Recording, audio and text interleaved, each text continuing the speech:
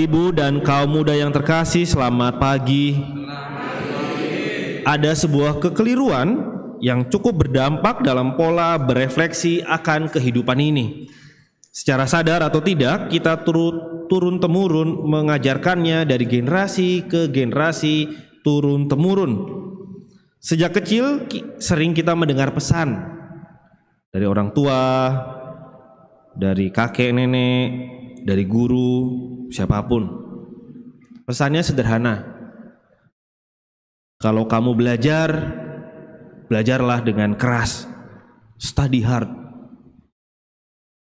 Kalau bekerja, bekerjalah dengan keras.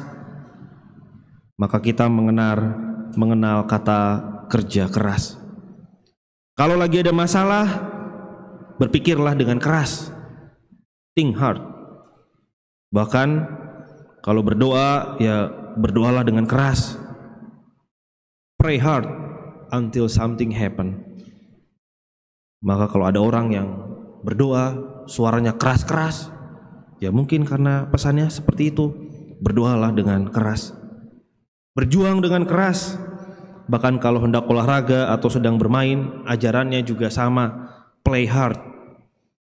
Ketika masa pandemi, banyak yang mengedepankan untuk terapkan protokoler kesehatan dengan keras. Peraturan ketat, teguran keras. Gak pakai masker, pulang kamu ke rumah, gak usah ke gereja, misalkan kan. Tidak cuci tangan, dimarahin. Mami itu sudah tua, gak usah ke gereja. 2 tahun gak ke gereja, gak perlu kemana-mana, di kamar aja. Karena mengedepankan protokoler kesehatan dengan keras. Bekerja keras, berdoa keras, bermain keras, belajar keras, semuanya harus keras. Maka secara tidak langsung, kekerasan seakan-akan menjadi satu-satunya bekal yang harus dihidupi sejak kita kecil. Tetapi anehnya, ketika dunia yang kita jalani ini menjadi keras, sebagaimana yang kita persiapkan selama ini, kita malah komplain, kita malah mengeluh, kita pundung, kita stres, kita depresi, ketika ternyata iya benar hidup ini keras. Bapak dan Ibu yang terkasih, kalau kita coba geser sedikit refleksi tentang hidup ini dengan cara berefleksi baru, bukan lagi bekerja dengan keras dan apa-apa keras. Cobalah kita sedikit geser. Bekerjalah dengan sukacita. Berusahalah dengan gembira. Belajarlah dengan riang. Bermainlah dengan senyuman. Berjuanglah dengan bahagia. Berdoalah dengan damai, penuh harapan. Bukan lagi dengan apa-apa keras. Bekerja dengan keras. Bekerjalah dengan sukacita. Ada begitu banyak teori dan penelitian yang membuktikan bahwa ketika orang bahagia dalam menjalani kehidupannya apapun bentuknya, maka tubuh, otak, emosi, psikis, dan mental kita itu akan bekerja dengan versi sempurnanya dan maksimalnya. Karena dia menjalaninya tidak dengan tekanan, tetapi dengan lepas dan bahagia. Maka bisa kita bayangkan, entah sebagai karyawan, pengusaha, pelajar, mahasiswa, sebagai suami, sebagai istri, sebagai anak-anak, sebagai rekan kerja, sebagai pelayan di gereja. Ketika kita semua melakukan peran dan panggilan kita dengan bahagia, maka pasti buahnya juga luar biasa. Anak-anak muda, misdinar, karena sudah menemukan kebahagiaannya dalam pelayanan misdinar, ya tidak perlu dijewer, tidak perlu ditarik-tarik, ya dia pasti akan, saya mau dong tugas. Suami dan istri saling memperjuangkan kebahagiaan pasangannya, ya pasti juga akan ada buah sukacita, kesetiaan, kebersamaan. Pelajar, kalau sudah bahagia di sekolah, nggak usah dipaksa ke sekolah, ya dia pasti akan ke sekolah, malah nggak pulang-pulang. Dalam bersekutu, dalam hidup rohani, ketika orang sudah menemukan kebahagiaannya dalam hidup doa, ya tanpa disuruh berdoa pun dia akan berdoa. Tanpa disuruh pelayanan pun dia juga akan ke gereja mengurus ini dan itu karena menemukan kebahagiaannya. Musa dalam bacaan pertama mendapatkan sebuah tugas panggilan yang luar biasa beratnya, yaitu apa? Membawa umat Israel keluar dari tanah Mesir. Bisa kita bayangkan Bapak Bupati Ciamis membawa umat Ciamis untuk vaksin saja susahnya minta ampun. Ini Musa membawa satu bangsa untuk geser, pindah, berbondong-bondong, ayo kita keluar dari tanah Mesir. Kita yang punya karyawan, menyuruh karyawan kita untuk vaksin aja susahnya minta ampun kan? Ini Musa. Maka bisa kita bayangkan bagaimana tugas dan panggilan Musa yang begitu beratnya. Tetapi yang menarik adalah fokus Musa itu adalah bukan pada soal beratnya tugas panggilannya. Fokus Musa ada pada Allah. Allah yang memanggil dia untuk melakukan ini dan itu. Siapakah dia? Ternyata dia adalah Allah dari ayahnya, Allah dari para leluhurnya, Allah dari Abraham, Allah Ishak, Allah Yakub. Dan ternyata itu sudah cukup bagi Musa. Betul, rintangan dan tantangan ada di depan, tetapi dengan memusatkan hati dan pikiran hanya pada Allah yang mengutus dia untuk melakukan ini dan itu, sudah cukup bagi Musa. Musa tahu Allah leluhurnya ini adalah Allah yang selalu setia, menjaga, menemani, merawat, dan melindungi umatnya. Musa sudah menemukan sumber kebahagiaan sejatinya ada di dalam Allah yang mengutus dia untuk melakukan tugas panggilannya. Maka Bapak dan Ibu yang terkasih, panggilan kita sebagai umat beriman, terutama tentunya dalam mengisi wujud pertobatan di masa prapaskah ini, adalah berusaha untuk mencintai Allah dan menaruh kebahagiaan kita hanya kepada Allah, bukan menaruh kebahagiaan kita pada besarnya rahmat yang kita punya, bukan menaruh kebahagiaan kita pada beragamnya anugerah, pada indahnya dunia, tetapi hanya kepada Dia.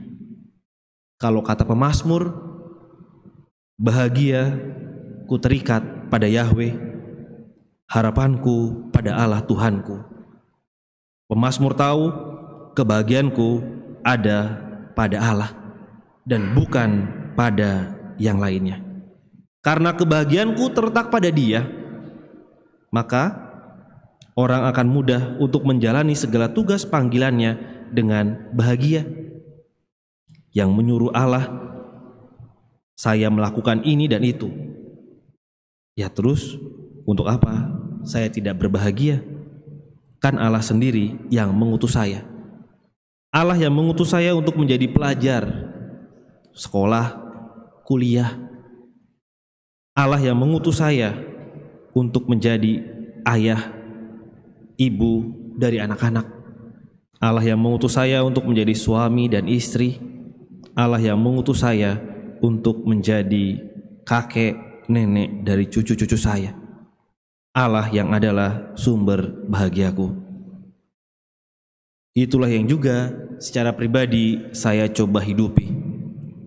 Allah sumber sukacitaku yang mengutus saya pergi kemana-mana, ke tengah sarang serigala, ke tengah belantara Ciamis, santai we. Saya menjalannya dengan bahagia dan tanpa ketakutan, karena yang mengutus saya ya Allah sendiri, sumber bahagia saya. Dalam Mazmur 16 ayat 11, jalan hidup di hadapan Allah adalah kegembiraan. Di tangan kanannya ada kesenangan selama-lamanya. Sebagai umat Allah, kita ingat semboyan, layanilah Tuhan dengan sukacita. Kalau merasa pelayanan di gereja berat, ya sudah, tidak usah melayani juga tidak apa-apa. Mungkin sekarang menjadi waktu untuk berefleksi, untuk menemukan kebahagiaan kita ada di dalam Tuhan yang mencintai dan mengasihiku dulu. Temukanlah Allah di dalam keluarga, pasangan hidup, usaha kita, sekolah kita, teman, dan sahabat kita. Hati kita akan tergerak dengan sendirinya dan siap menjalani berbagai macam konsekuensi tugas panggilan, pelayanan apapun ketika kita sudah tahu ada kasih Allah yang jauh lebih besar daripada semua tantangan dan tugas perutusan saya. Maka Bapak dan Ibu yang terkasih, kesempatan pertobatan untuk berbuah di dalam Tuhan itu selalu diberikan. Sebagaimana dalam bacaan Injil hari ini, ada pohon tumbuh di sebuah kebun anggur, tetapi pohonnya tidak berbuah. Pemilik berkata, "Tebang saja pohon ini, tidak ada gunanya." Tetapi pengurus pohon memohon, Jangan dulu ditebang. Saya akan memberi pupuk sekali lagi, akan mencangkul tanahnya, mungkin tahun depan akan berbuah. Kalau tidak, tebanglah." Kesempatan pertobatan selalu diberikan Tuhan untuk kita. Kita yang tumbuh di tanah dunia ini, sejauh mana hidup kita itu berbuah. Kalau tidak berbuah, ya harusnya mati saja. Tanah ini begitu berharganya. Kesempatan diberikan untuk kita mencangkul tanah hidup kita, memberi pupuk hidup kita agar kita berbuah. Maka saya akan menutup permenungan hari ini dengan ajakan untuk berusaha berbuah di dalam Tuhan. Orang sibuk mengkategorikan orang-orang lain.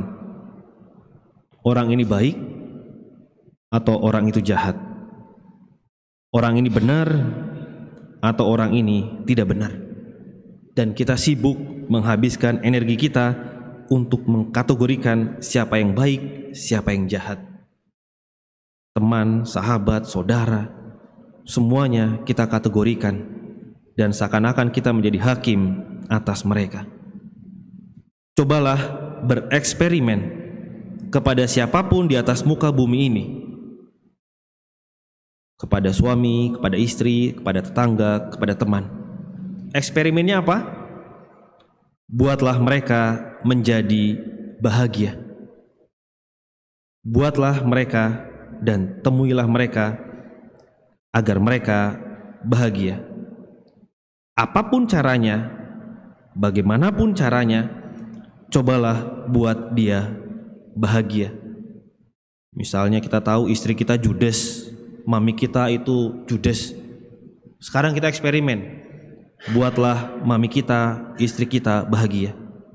Suami kita suka pukul tangan. Buatlah suami kita bahagia. Apapun caranya kita coba. Kasih ini, kasih itu, disanjung, dipuji.